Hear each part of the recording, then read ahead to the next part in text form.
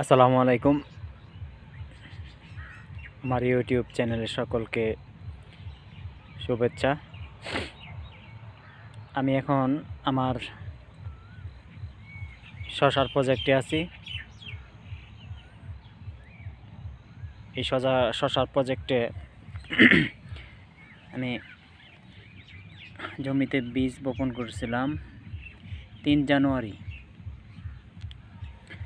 আজকে তারিখ হলো 26 ফেব্রুয়ারি, অর্থাৎ আমার এই শশার বীজ বপন করার বয়স হলো 1 মাস 23 দিন। কিন্তু শশার প্রজেক্ট আমার বেশি একটু সুবিধাজনক হয়নি, কারণ আমার কিছু ভুলের জন্য এমনটা হয়েছে। জমি প্রস্তুত করার পূর্বে জমি আমি সেচ দিতে পারিনি, এজন্য বীজ দেওয়ার সময় বীজ ভালো গজায়নি। যে জায়গায় 3 দিন বা 4 দিনের ভিতরে বীজ গজানোর কথা ছিল, এজন্য বীজ গজায়নি, অল্প পরিমাণ গজাইছিল। তারপর আমি আবার বীজ বপন করি। এভাবে 3 থেকে 4 বার বীজ বপন করার পর এই অবস্থায় আছে। আজ 26 ফেব্রুয়ারি, 1 মাস 23 দিন।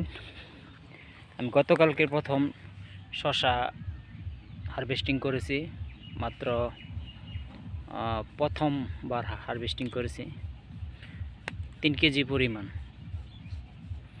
30 টাকা করে বিক্রি করেছি। আমার এক দোকানদার আছে, জনাব আবুল ভাই, ওনার কাছে নিয়ে দেওয়ার ফলে ওনার বিক্রি করেছেন।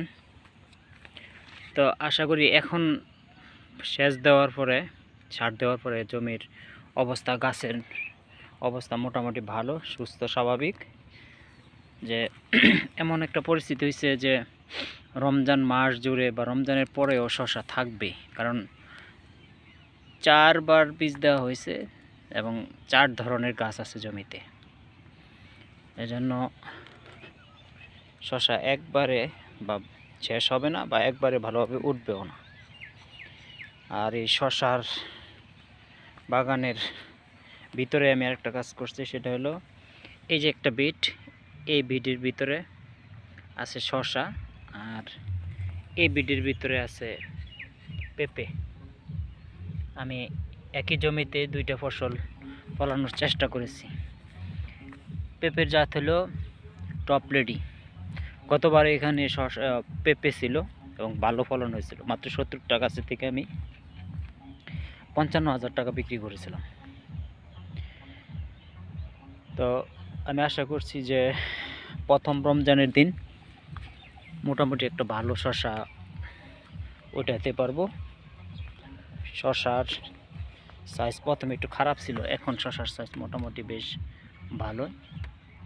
প্রচুর পরিমাণ ছোট শশা আছে, আশা করি ভালোই হবে।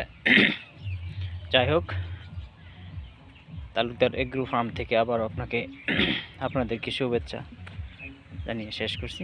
আসসালামু আলাইকুম।